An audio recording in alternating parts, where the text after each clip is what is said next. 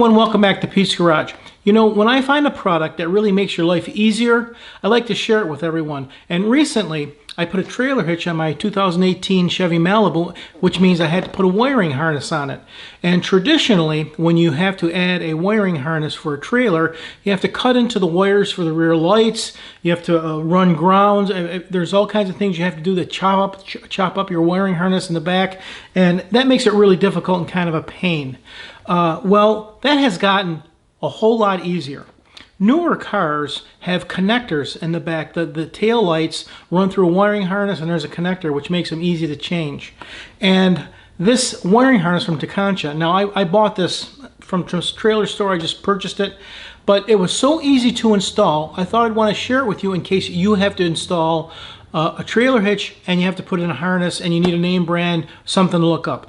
Now the nice thing about this is the pigtails that are on here snap right in line with the connectors. There's a module on here that's a control module, and you just run it to a hot lead. You can either run it to a battery or the ground hot lead in the trunk somewhere where there's power, and it's really easy to operate. And really, this is all it really takes. First, you have to remove the bottom of your trunk floor to get access to underneath. Then you pull off the back liner of the trunk. Then you can pull out the clips that hold the side lining on. They can be difficult to get out, and you can pull them out with some side cutters. Just make sure you don't cut through them. Now all you have to do is pull the connector apart by pulling back the white tab and pressing down on the connector. It'll pull apart. You take the pigtail from the harness and insert it right in the connector, and then clip the other end right back in the harness. The control module gets mounted with a piece of pressure sensitive tape or double-sided foam tape, and you take that off and you just mount it to the side of the body where it's nice and clean. Luckily I have a 10mm ground right there, so all I have to do is hook up the ground wire. Then all I have to do is run the power cable through a plug in the body underneath the car and run it up to the front of the car and hook it up to the battery.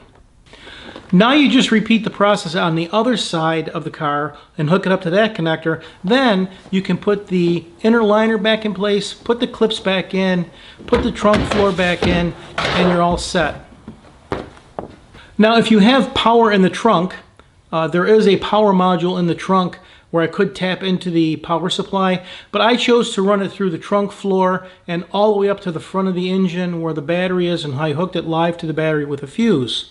That's what I chose to do. You could also run it through the passenger compartment. Just run it through the trunk, right through the passenger compartment, and hook it up underneath the dash somewhere. That's possible too. But this made it really, really easy. Now, I was filming it, but if I didn't have to film that, I bet I could install that in probably 30 minutes, which is fairly easy. And I like the quality of the components. They're made for each vehicle. They're vehicle specific for the connectors.